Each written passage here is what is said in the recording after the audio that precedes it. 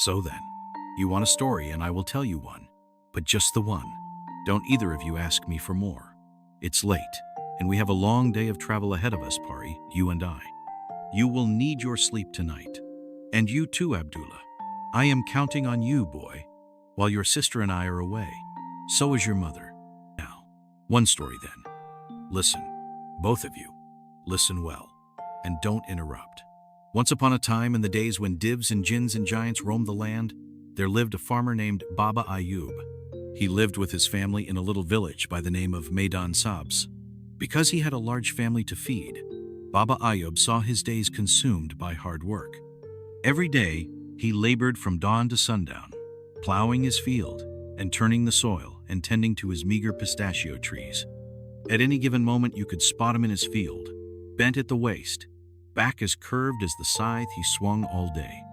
His hands were always calloused, and they often bled, and every night's sleep stole him away no sooner than his cheek met the pillow. I will say that, in this regard, he was hardly alone. Life in Maidan Sabs was hard for all its inhabitants. There were other, more fortunate villages to the north, in the valleys, with fruit trees and flowers and pleasant air, and streams that ran with cold, clear water. But Maidan Sabs was a desolate place, and it didn't resemble in the slightest the image that its name, Field of Green, would have you picture. It sat in a flat, dusty plain ringed by a chain of craggy mountains. The wind was hot and blew dust in the eyes. Finding water was a daily struggle, because the village wells, even the deep ones, often ran low. Yes, there was a river, but the villagers had to endure a half-day walk to reach it, and even then, its waters flowed muddy all year round. Now, after 10 years of drought, the river too ran shallow. Let's just say that people in Maidan Sabs worked twice as hard to eke out half the living. Still, Baba Ayub counted himself among the fortunate, because he had a family that he cherished above all things. He loved his wife and never raised his voice to her, much less his hand. He valued her counsel and found genuine pleasure in her companionship. As for children, he was blessed with as many as a hand has fingers, 3 sons and 2 daughters, each of whom he loved dearly. His daughters were dutiful and kind and of good character and repute. To his sons he had taught already the value of honesty, courage, friendship, and hard work without complaint. They obeyed him, as good sons must, and helped their father with his crops. Though he loved all of his children, Baba Ayub privately had a unique fondness for one among them, his youngest, Kais, who was 3 years old. Kais was a little boy with dark blue eyes. He charmed anyone who met him with his devilish laughter. He was also one of those boys so bursting with energy that he drained others of theirs. When he learned to walk, he took such delight in it that he did it all day while he was awake, and then, troublingly, even at night in his sleep.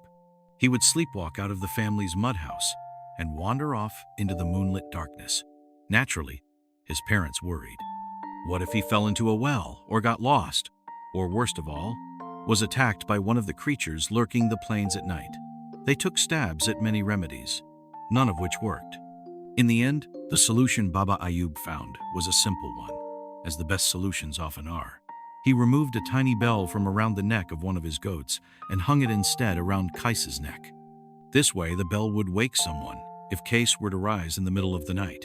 The sleepwalking stopped after a time, but Kais grew attached to the bell and refused to part with it. And so, even though it didn't serve its original use, the bell remained fastened to the string around the boy's neck.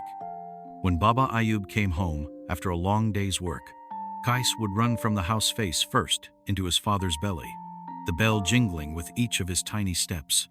Baba Ayub would lift him up and take him into the house, and Kais would watch with great attention as his father washed up, and then he would sit beside Baba Ayub at supper time.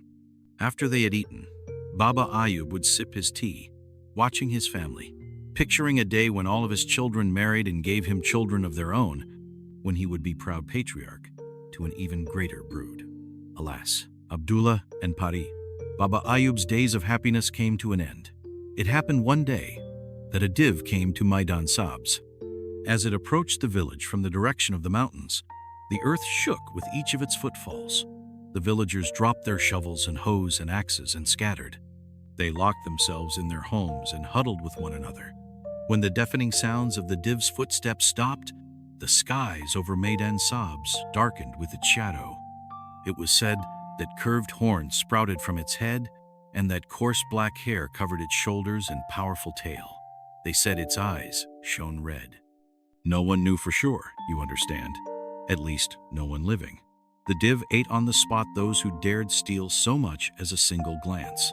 Knowing this, the villagers wisely kept their eyes glued to the ground. Everyone at the village knew why the div had come. They had heard the tales of its visits to other villages, and they could only marvel at how Maidan Sabs had managed to escape its attention for so long. Perhaps, they reasoned, the poor, stringent lives they led in Maidan Sabs had worked in their favor, as their children weren't as well fed and didn't have as much meat on their bones. Even so, their luck had run out at last. Maidan Sabs trembled and held its breath. Families prayed that the div would bypass their home, for they knew that if the div tapped on their roof, they would have to give it one child. The div would then toss the child into a sack, sling the sack over its shoulder, and go back the way it had come. No one would ever see the poor child again. And if a household refused, the div would take all of its children. So where did the div take the children to? To its fort, which sat atop a steep mountain. The div's fort was very far from Maidan Sabs. Valleys, several deserts, and 2 mountain chains had to be cleared before you could reach it. And what sane person would, only to meet death? They said the fort was full of dungeons where cleavers hung from walls. Meat hooks dangled from ceilings. They said there were giant skewers and fire pits. They said that if it caught a trespasser, the div was known to overcome its aversion to adult meat. I guess you know which rooftop received the div's dreaded tap. Upon hearing it, Baba Ayub let an agonized cry escape from his lips, and his wife fainted cold. The children wept with terror and also sorrow, because they knew that the loss of one among them was now assured. The family had until the next dawn to make its offering. What can I say to you of the anguish that Baba Ayub and his wife suffered that night? No parent should have to make a choice such as this. Out of the children's earshot, Baba Ayub and his wife debated what they should do. They talked and wept and talked and wept. All night they went back and forth, and as dawn neared, they had yet to reach a decision, which was perhaps what the div wanted, as their indecision would allow it to take 5 children instead of 1. In the end, Baba Ayub collected from just outside the house 5 rocks of identical size and shape. On the face of each he scribbled the name of 1 child, and when he was done he tossed the rocks into a burlap sack. When he offered the bag to his wife, she recoiled as though it held a venomous snake. "I can't do it," she said to her husband, shaking her head. "I cannot be the one to choose. I couldn't bear it." "Neither could I," Baba Ayub began to say, but he saw through the window that the sun was only moments away from peeking over the eastern hills. Time was running short. He gazed miserably at his 5 children. A finger had to be cut to save the hand. He shut his eyes and withdrew a rock from the sack. I suppose you also know which rock Baba Ayub happened to pick. When he saw the name on it, he turned his face heavenward and let out a scream. With a broken heart, he lifted his youngest son into his arms, and Kais, who had blind trust in his father, happily wrapped his arms around Baba Ayub's neck. It wasn't until Baba Ayub deposited him outside the house and shut the door that the boy realized what was amiss. And there stood Baba Ayub, eyes squeezed shut, tears leaking from both, back against the door, as his beloved Kais pounded his small fists on it, crying for Baba to let him back in. And Baba Ayub stood there muttering, forgive me," as the ground shook with the div's footsteps and his son screeched, and the earth trembled again and again as the div took its leave from Maidan Sabs, until at last it was gone, and the earth was still, and all was silence but for Baba Ayub, still weeping and asking Kais for forgiveness. "Abdullah, your sister has fallen asleep.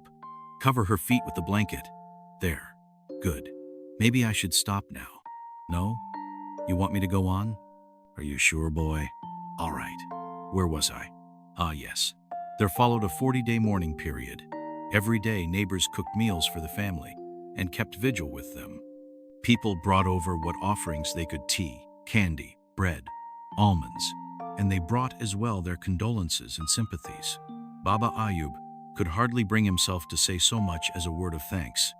He sat in a corner, weeping, streams of tears pouring from both eyes, as though he meant to end the village's streak of droughts with them. You wouldn't wish his torment and suffering on the vilest of men. Several years passed. The droughts continued, and Maidan Sabs fell into even worse poverty. Several babies died of thirst in their cribs. The wells ran even lower and the river dried. Unlike Baba Ayub's anguish, a river that swelled and swelled with each passing day. He was of no use to his family any longer. He didn't work, didn't pray, hardly ate. His wife and children pleaded with him, but it was no good. His remaining sons had to take over his work. For every day, Baba Ayub did nothing but sit at the edge of his field, a lone, wretched figure gazing toward the mountains. He stopped speaking to the villagers, for he believed they muttered things behind his back. They said he was a coward for willingly giving away his son, that he was an unfit father. A real father would have fought the div. He would have died defending his family. He mentioned this to his wife one night. "They say no such things," his wife replied. "No one thinks you are a coward." "I can hear them," he said. "It is your own voice you are hearing, husband," she said. She, however, did not tell him that the villagers did whisper behind his back, and what they whispered was that he'd perhaps gone mad. And then one day, he gave them proof. He rose at dawn. Without waking his wife and children, he stowed a few scraps of bread into a burlap sack, put on his shoes, tied his scythe around his waist, and set off. He walked for many, many days. He walked until the sun was a faint red glow in the distance. Nights, he slept in caves as the wind whistled outside, or else he slept beside rivers and beneath trees and among the cover of boulders. He ate his bread, and then he ate what he could find: wild berries, mushrooms, fish that he caught with his bare hands from streams, and some days he didn't eat at all. But still he walked. When passers-by asked where he was going, he told them, and some laughed. Some hurried past for fear he was a madman, and some prayed for him, as they too had lost a child to the div. Baba Ayub kept his head down and walked. When his shoes fell apart, he fastened them to his feet with strings, and when the strings tore, he pushed forward on bare feet. In this way, he traveled across deserts and valleys and mountains. At last he reached the mountain atop which sat the div's fort. So eager he was to fulfill his quest that he didn't rest and immediately began his climb. His clothes shredded, his feet bloodied, his hair caked with dust, but his resolve unshaken. The jagged rocks ripped his soles. Hawks pecked at his cheeks when he climbed past their nest. Violent gusts of wind nearly tore him from the side of the mountain, and still he climbed, from one rock to the next, until at last he stood before the massive gates of the div's fort. "Who dares?" The div's voice boomed when Baba Ayub threw a stone at the gates. Baba Ayub stated his name. "I come from the village of Maidan Sabs," he said. "Do you have a wish to die? Surely you must, disturbing me in my home. What is your business?" "I have come here to kill you." There came a pause from the other side of the gates, and then the gates creaked open, and there stood the div, looming over Baba Ayub in all of its nightmarish glory. "Have you?" it said in a voice thick as thunder. "Indeed," Baba Ayub said. "One way or another, one of us dies today." It appeared for a moment that the div would swipe Baba Ayub off the ground and finish him with a single bite of its dagger-sharp teeth. But something made the creature hesitate. It narrowed its eyes. Perhaps it was the craziness of the old man's words. Perhaps it was the man's appearance, the shredded garb, the bloodied face, the dust that coated him head to toe, the open sores on his skin. Or perhaps it was that, in the old man's eyes, the div found not even a tinge of fear. "Where did you say you came from?" "Maidan Sabs," said Baba Ayub. "It must be far away by the look of you, this Maidan Sabs." "I did not come here to palaver. I came here too." The div raised one clawed hand. "Yes, yes, you've come to kill me, I know. But surely I can be granted a few last words before I am slain." "Very well," said Baba Ayub, "but only a few. I thank you." The div grinned. "May I ask what evil I have committed against you so as to warrant death?" "You took from me my youngest son," Baba Ayub replied. "He was in the world the dearest thing to me." The div grunted and tapped its chin. "I have taken many children from many fathers," it said. Baba Ayub angrily drew his scythe. Then I shall exact revenge on their behalf as well. I must say your courage rouses in me a surge of admiration. You know nothing of courage, said Baba Ayub. For courage, there must be something at stake. I come here with nothing to lose. You have your life to lose, said the Div. You already took that from me. The Div grunted again and studied Baba Ayub thoughtfully. After a time it said, Very well then, I will grant you your duel, but first I ask that you follow me. Be quick, Baba Ayub said, I am out of patience. But the Div was already walking toward a giant hallway, and Baba Ayub had no choice but to follow it. He trailed the Div through a labyrinth of hallways.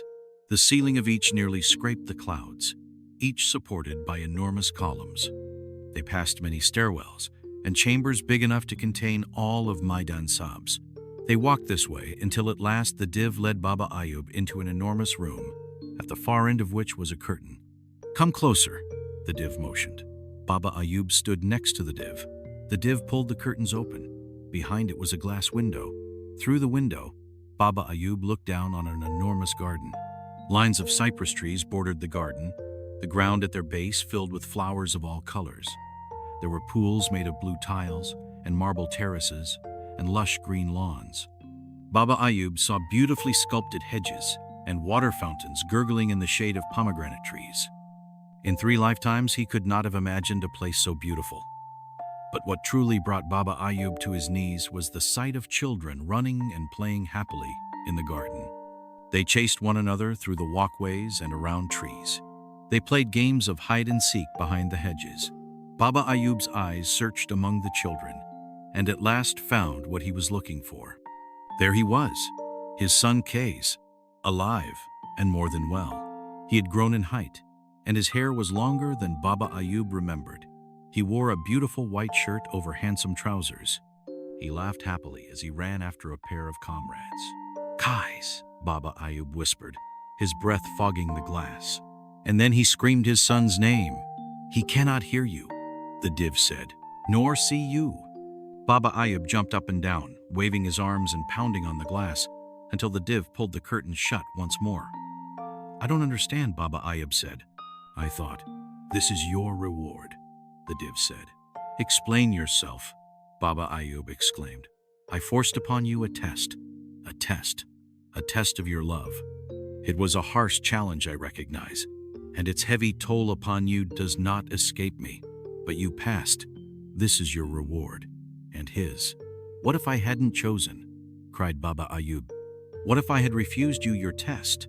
Then all your children would have perished, the Div said, for they would have been cursed anyway, fathered as they were by a weak man, a coward who would see them all die rather than burden his own conscience. You say you have no courage, but I see it in you. What you did, the burden you agreed to shoulder, took courage. For that, I honor you. Baba Ayub weakly drew his scythe, but it slipped from his hand and struck the marble floor with a loud clang. His knees buckled, and he had to sit. Your son does not remember you, the Div continued. This is his life now, and you saw for yourself his happiness. He is provided here with the finest food and clothes, with friendship and affection. He receives tutoring in the arts and languages and in the sciences, and in the ways of wisdom and charity. He wants for nothing. Someday, when he is a man, he may choose to leave, and he shall be free to do so. I suspect he will touch many lives with his kindness and bring happiness to those trapped in sorrow. I want to see him, Baba Ayub said. I want to take him home. Do you? Baba Ayub looked up at the Div. The creature moved to a cabinet that sat near the curtains and removed from one of its drawers an hourglass. Do you know what that is, Abdullah, an hourglass? You do. Good.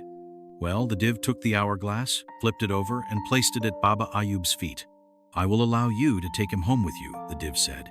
If you choose to, he can never return here. If you choose not to, you can never return here.